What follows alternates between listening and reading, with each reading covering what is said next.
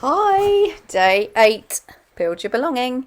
And I'm just going to dive straight in today. I'm going to share a little practice for you.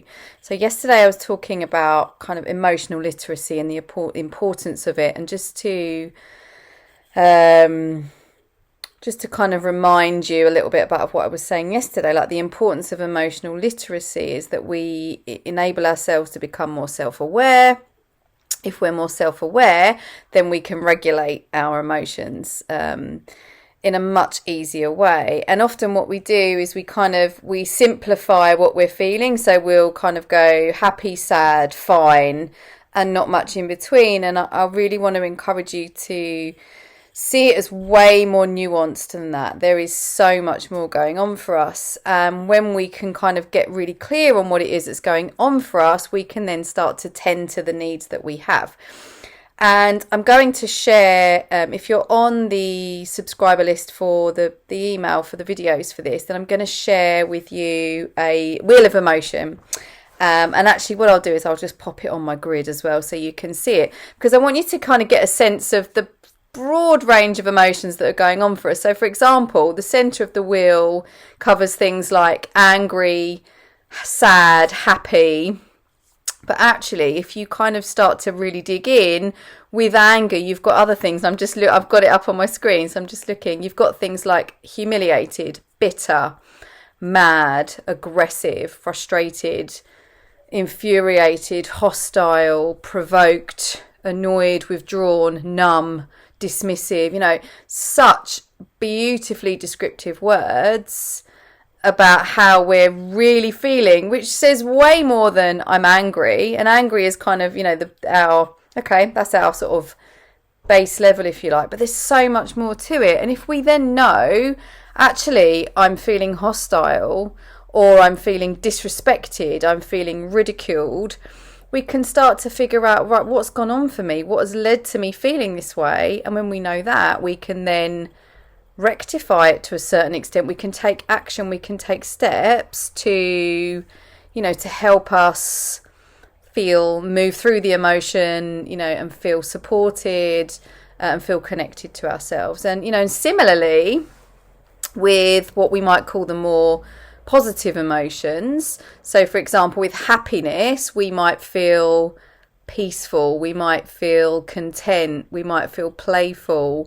So there's a big difference between feeling cheeky and feeling courageous, both of which are, what we might call positive emotions. And if we know what that is, and we know that feeling really well, then we can figure out ways to be in that energy and be in that space more often, which feels really good for us. So the practice that I want to share with you today is to spend a few minutes actually looking at the wheel of emotion, which I'll share with you on my grid and in my email series, is to have a look at it and start familiarizing yourself with the emotions that are on there. And I would really encourage you to select a range, if you're able to, if that kind of matches up with how your day's gone, but some things that perhaps are slightly more negative and more positive emotions, and select a few words that sum up perhaps how your day has gone and how you've been feeling. And really kind of make a mental note of them, but also write them down. Writing stuff down is an absolute game changer for us, because there's something about we really lock it into our minds when we write something down. And if you have a journaling practice, to have that wheel of emotion to look at, and then to say, gosh, I felt so hopeful today, or I felt really insecure today, whatever it is.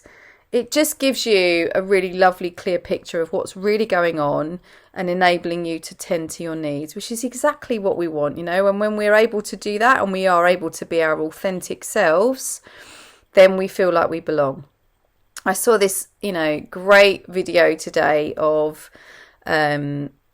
someone who is a huge inspiration to me, a lady called Brené Brown. She's a social researcher. She researches shame and vulnerability. Check her out. There's some really phenomenal resources from her on the internet. But the talk that popped up on my timeline was, the opposite of belonging is fitting in. And when we fit in, we try to fit in, we are, molding ourselves into a version that we think we should be, what we think other people want us to be. And it's exhausting and it's draining and it's not our truest selves. We will feel insecure. We will not feel good about ourselves if we're constantly trying to fit in. And to create a sense of belonging, it's this: wherever I go, I'm happy with who I am. I don't have this need to be liked. But ultimately, because we're bringing our authentic selves wherever we go, we are more likely to feel a sense of belonging. We are more likely to connect with people because we're being true to ourselves. So this stuff really, really matters. And, in order to do that, we have to mine beneath it and we have to get really clear on, what's going on. And when we're more emotionally literate and more accepting of what's going on for us, then we're able to be authentic, we're able to feel like we belong. So, to have a look at the wheel of emotion, to select a few, and I really encourage you to go for a range. So not just the things that are great and good and happy and, all of those things, but to go for a broad range of the spectrum and to make a note of them. And then what I invite you to do is to take a few minutes and close your eyes and contemplate the range of emotions that you have felt in one day. And it could even be in the space of 10 minutes, right? But just to really acknowledge, I have felt hopeful today. I have felt really sensitive today. I have felt skeptical today. And just to acknowledge, but allow them to be there. Allow those feelings to be there, present with you. And what I quite like to do myself is to imagine that there are bubbles, kind of rising to the surface, and the feelings and emotions that I've identified are these bubbles. They're kind of, like in a fizzy drink. They're just kind of around me, and they're moving. They're not heavy, they're not stuck. They're just here. Here's peace. Here's courage, here's confidence, here's insecurity, here is worry. Nothing is permanent, and nothing is heavy. Everything can be there. I can allow all of these things to be there. And I can be okay. And, everything, it all passes, no matter what it is. The happy feelings as well as the sad feelings, and I'm using simple terms there, but in that, within those categories of feelings, everything will change over time. And really just allowing yourself to be with those feelings, allow them to be there, and to kind of celebrate your human experience. We are designed to experience this full spectrum of emotions. Not always easy, but this is what we're meant to do. And remember that if we're able to identify what's going on for us, we are then able to, experience that with other people too, and maybe help them identify what's going on for them. And that creates that connection.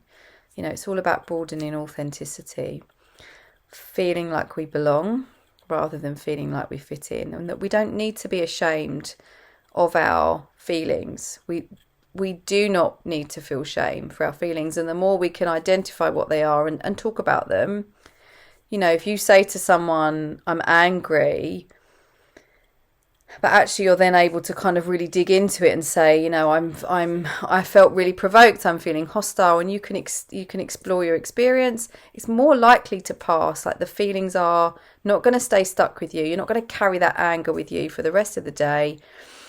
It will you can gently release it without forcing it. So it's really short today. But use when I pop the wheel of emotion will be in the email if you're subscribed, and I'll pop it on the grid. Like, use it, screenshot it, use it with your kids.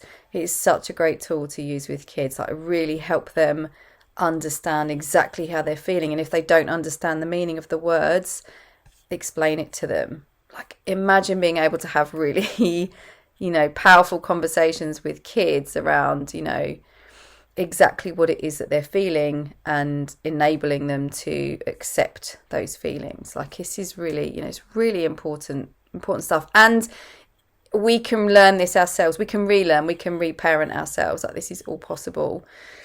Just because we haven't necessarily been raised in this way, doesn't mean that we can't change it. It's all available.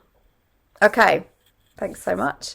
Tomorrow we are looking at discomfort, sitting in discomfort, and the importance of having a window of tolerance for discomfort. It'll be a change of scenery tomorrow because I will be in Devon, which I'm very excited about. I'm surrounded by suitcases and clothes and things right now. So tomorrow will be a change of scenery, a different backdrop for me rather than my bedroom.